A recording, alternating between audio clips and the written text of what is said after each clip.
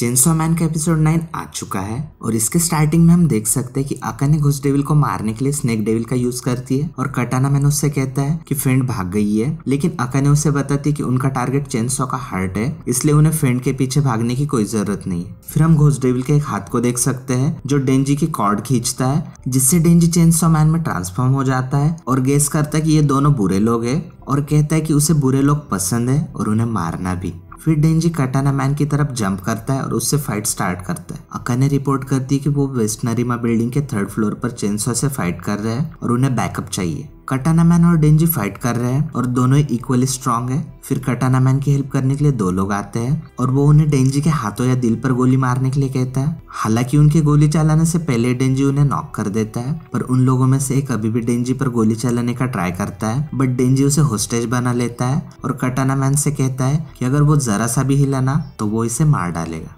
कटाना मैन तब घुटने टेकता है और अपने अटैक स्टांस में जाता है और एक ही सेकंड में डेंजी और उस आदमी के 2 टुकड़े कर देता है और डेंजी को उसके सर के हैंडल से उठाता है और ये कहते हुए नॉर्मल हो जाता है कि उसके डेविल हंटर दोस्तों को अब तक मर जाना चाहिए क्योंकि वो गन्स के अगेंस्ट नहीं जीत सकते। फिर सीन कट होता है जहां अराई, फुशी और मकीमा के साथ बाकी डिवीजन 4 के मेंबर्स को गोली मार दी। अब हम मकीमा की ट्रेन को देख सकते हैं जो लगभग क्योटो तक पहुंची गई है और जिन लोगों ने उसे गोली मारी है ना, वो भीड़ के साथ घुलने मिलने की तैयारी करते हैं, लेकिन तभी उनके पीछे मकीमा खड़ी हो जाती है। फिर हम क्योटो ट्रेन स्टेशन का सीन देख सकते हैं जहाँ पर युतारो कुरोसे और मिचिको टेंडो ट्रेन का इंतजार कर रहे हैं। तभी एक आदमी उनके पास आता है और उन्हें इन्फॉर्म करता है कि स्पेशल डिवीजन 1, 2, 3 और 4 पर टोक्यो में हमला हुआ है। युतारो और मिचिको मकीमा के बारे में सोचते हैं और कहते हैं क्या उन्होंने बिना वजह ही इतना इंतजार किया। फिर ट्रेन आती है और उसमें से लोग डरकर भाग रहे हैं। मकीमा तब बाहर आती है और उन्हें बताती है कि उस पर अटैक हुआ था और अंदर बॉडीज भी है जिन्हें उन्हें साफ करने की जरूरत है।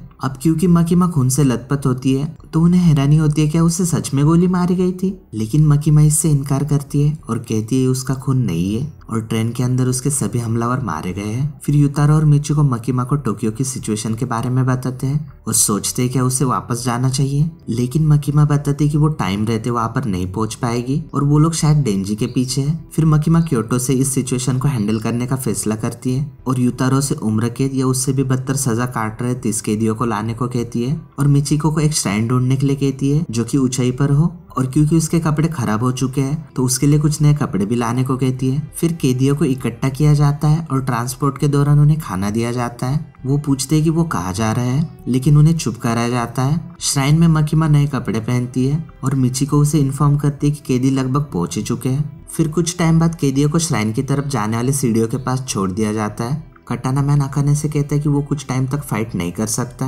और उनके कुछ साथी डेंजी को ले जा रहे हैं। उनमें से एक कौवे को देखता है और कहता है कि उसे कुछ अजीब लग रहा है और जैसे ही बाकी लोग पूछने लगते कि इसका क्या मतलब है, वैसे वो आदमी मर जाता है। अकाने तुरंत टीम ई को फोन करती है और उन्हें बताती है कि टीम सी से कंफर्म करो कि मकीमा सच में मर गई है क्या। टीम ई का मेंबर उसे बताता है कि टीम सी से कांटेक्ट नहीं हो पा रहा है और उसी सेकंड उसे भी कुचलकर मार दिया जाता है। फिर हम श्राइन का सीन देख सकते हैं जहाँ पर मकीमा ने मिचिको, युतारो और कैदियों के आंखों पर पट्टी बांध कर रखी है। युतारो कहता है कि उन्हें आंखों पर पट्टी बांधने की जरूरत क्यों है, तो मिचिको कहती है कि मकीमा सीधे चीफ कैबिनेट सेक्रेटरी को रिपोर्ट करती है और उसका किस डेविल से कॉन्ट्रैक्ट है ना, ये जानने की परमिशन ऑर्डिनरी डेविल हंटर्स को नहीं है। फिर मकीमा एक कैदी के पास जाती है और उसे शुजो मशीमा नाम को दोहराने के लिए कहती है जो कि कटाना मैन के एक साथी का नाम है और जैसे ही कैदी वो नाम दोहराता है फिर मकीमा अपने हाथों से कुछ साइन बनाती है। इधर कटाना मैन अपने साथी मिशिमा को डेंजी को कार में लाने के लिए कहता है, बट जैसे ही मकीमा अपने हाथ के साइन को कंप्लीट करती है ना, वैसे ही मिशिमा मारा जाता है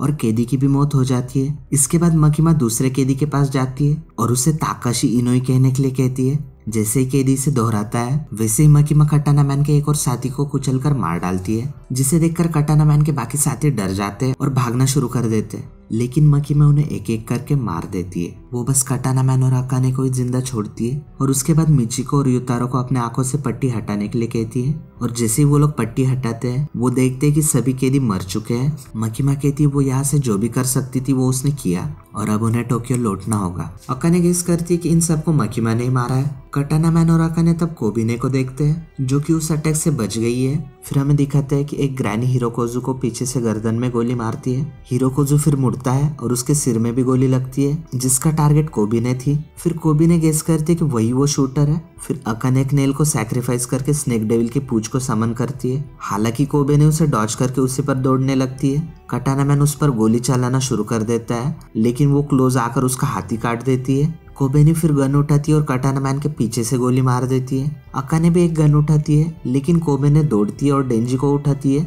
और उसे एक शील्ड की तरह यूज करती है। अकाने फिर कटाना मैन को वैन में डालती है और उसके साथ निकल जाती है। कोबेनी ने लास्ट टाइम डेंजी को मारने की कोशिश की थी, उसके लिए उससे माफी मांगती है। फिर वो हंसने लगती है और रोती है, क्योंकि उसे हिरोकाजू की मौत का सीन याद आता है और साथ में वो कैसे उस ग्रैनी के करीब पहुंच गई और अपनी गन का यूज करके उसे मार डाला, ये भी याद आता है। कोबेनी का कहना है कि हिरोकोजू ने उसे बचाया है और उसकी मौत के लिए वही जिम्मेदार है। कोबेनी को लगता है कि ये जॉब उसे पागल बना रहा है और वो कहती है कि वो जब हिमेनो से मिलेगी ना, तो वो उससे कहेगी कि वो इस जॉब को छोड़ना चाहती है। फिर हम मकीमा, मिचिको और युतारो को देख सकते हैं जो टोक्यो पहुंच गए हैं और स्टेशन पर मडोका से मिलते हैं। मकीमा खुश है कि मडोका जिंदा है और वो उससे पूछती है कि और कौन कौन जिंदा है। मडोका उसे बताता है कि स्पेशल डिवीजन 1, 2, 3 और 4 आग की चपेट में आ गए और लगभग सभी ह्यूमंस मारे गए। मडोका को सुपीरियर से ऑर्डर मिले हैं कि मेंबर्स की कमी की वजह से चारों स्पेशल डिवीजन अब एक ही डिवीजन में मर्ज हो जाएगी और टोक्यो स्पेशल डिवीजन 4 अब मकीमा के कंट्रोल में होगी। मडोका तब उसे एक लेटर देता है जिसमें उसका रेजिग्नेशन है,